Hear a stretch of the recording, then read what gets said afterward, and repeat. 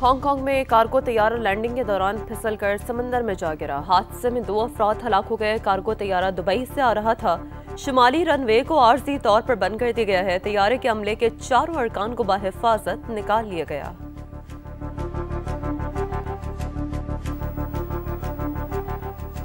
غزہ میں جنگ بندی برقرار ہے۔ حماس کے ساتھ معاملہ پرامن طور پر حل کرنا چاہتے ہیں۔ فائرنگ کے واقعات میں مسلح گروپوں کی قیادت ملوث نہیں۔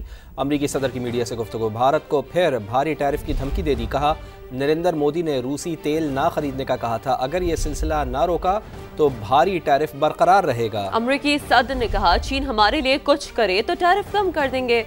نایاب معدنیات کے معاملے پر کھیل نہیں کھیلنے دیں گے۔ تو اہم خبر آ رہی ہے سامنے، اس حوالے سے بھی آپ کو اپڈیٹ کر رہے ہیں۔ حماس کے ساتھ معاملہ پرامن طور پر حل کرنا چاہتے ہیں۔ فائرنگ کے واقعات میں مسلح گروپوں کی قیادت ملوث نہیں۔ امریکی صدر کی میڈیا سے کی گئی یہ گفتگو سامنے آئی ہے۔ بھارت کو پھر بھاری ٹیرف کی دھمکی بھی انہوں نے دی ہے۔ کہا کہ نریندر مودی نے روسی تیل نہ خریدنے کا کہا تھا۔ اگر یہ سلسلہ نہ روکا تو بھاری ٹیرف برقرار رہے گا۔ امریکی صدر نے کہا کہ چین ہمارے لیے کچھ کرے تو ٹیرف کم کر دیں گے اور نایاب معدنیات کے معاملے پر کھیل نہیں کھیلنے دیں گے۔ پاکستان اور افغانستان فوری طور پر جنگ بندی پر متفق۔ دوحہ میں ہونے والے مذاکرات میں دونوں ممالک نے پائیدار امن و استحکام کے لیے میکانزم بنانے پر بھی رضامندی ظاہر کر دی ہے۔ وزیر دفاع خواجہ آصف نے ایکس پیغام میں افغان ہم منصب کے ساتھ مصافحہ کرتے ہوئے تصویر شیئر کی۔ کہا افغانستان سے دہشت گردی کا سلسلہ فوری بند ہوگا۔ قطری وزیر خارجہ کے مطابق 25 اکتوبر کو استنبول میں تفصیلی بات ہوگی۔ سعودی عرب کا پاک افغان جنگ بندی معاہدے کا خیر مقدم۔ سعودی وزارت خارجہ نے کہا کہ دونوں ممالک نے دوحہ مذاکرات میں امن و استحکام مضبوط بنانے کا طریقہ کار طے کیا۔ پاکستان اور افغانستان کے درمیان مستقل امن قائم کرنے کی کوششوں کا خیر مقدم کرتے ہیں۔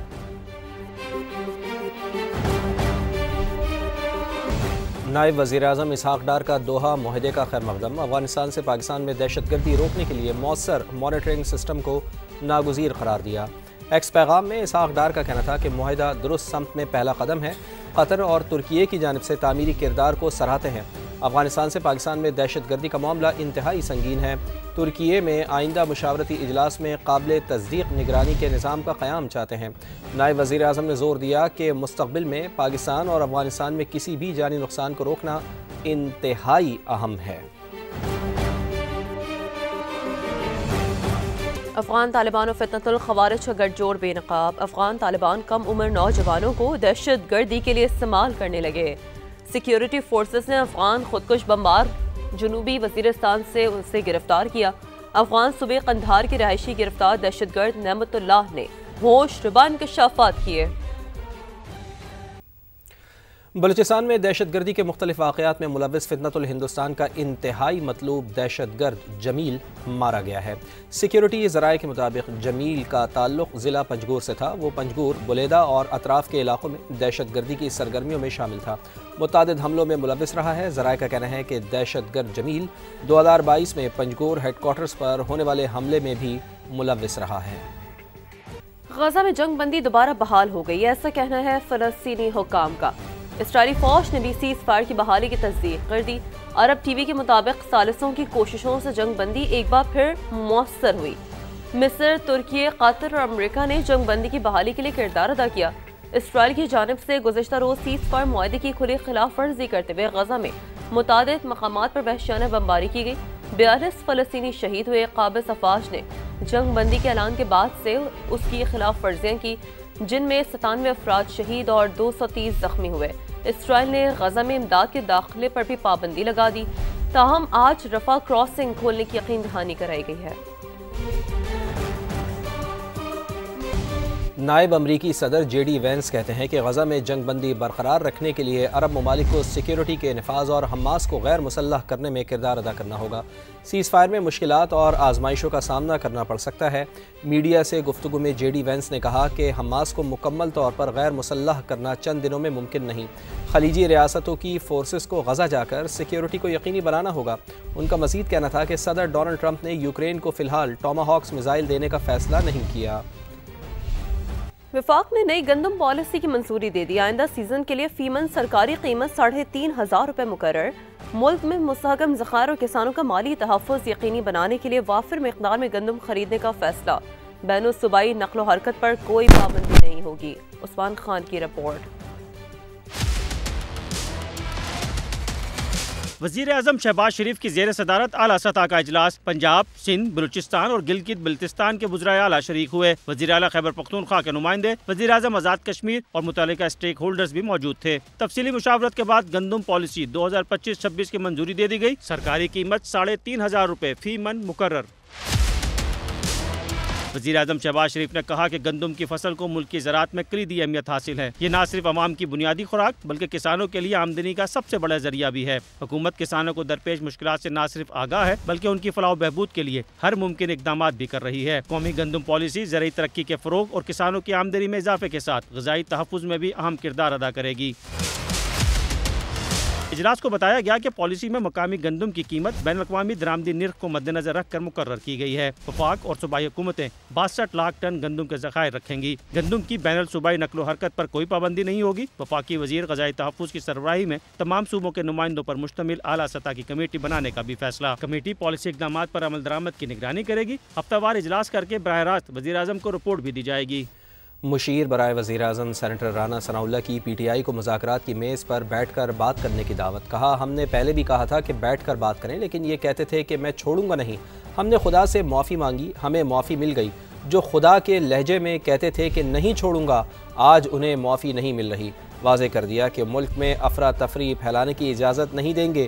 جو 40 سال سے ملک میں دہشت گردی پھیلا رہے تھے ان کو بھی سبق سکھا دیا ہے۔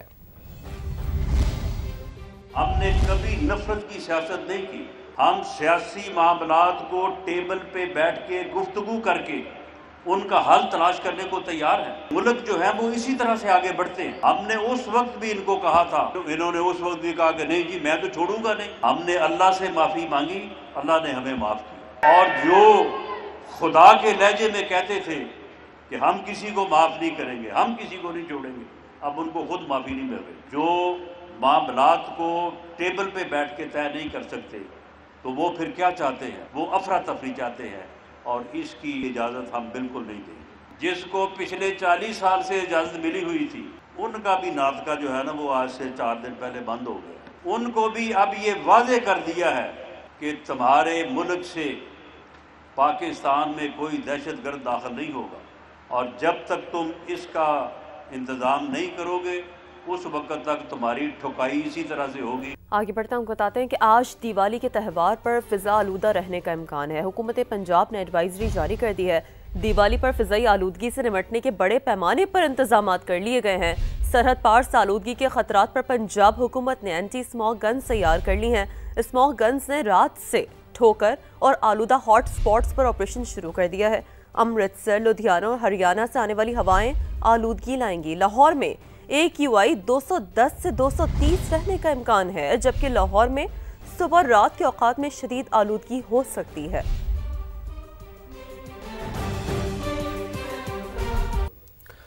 افغانستان، ایران اور روس سے اشیاء کے بدلے اشیاء کی تجارت آسان بنانے کا مشن، وفاقی کابینہ نے نئے بارٹر ٹریڈ فریم ورک کی توثیق کر دی ہے۔ مزید جان لیتے ہیں، نمائندہ خصوصی شکیل احمد ہمارے ساتھ موجود ہیں۔ جی شکیل صاحب، کیا فیصلہ ہوا ہے؟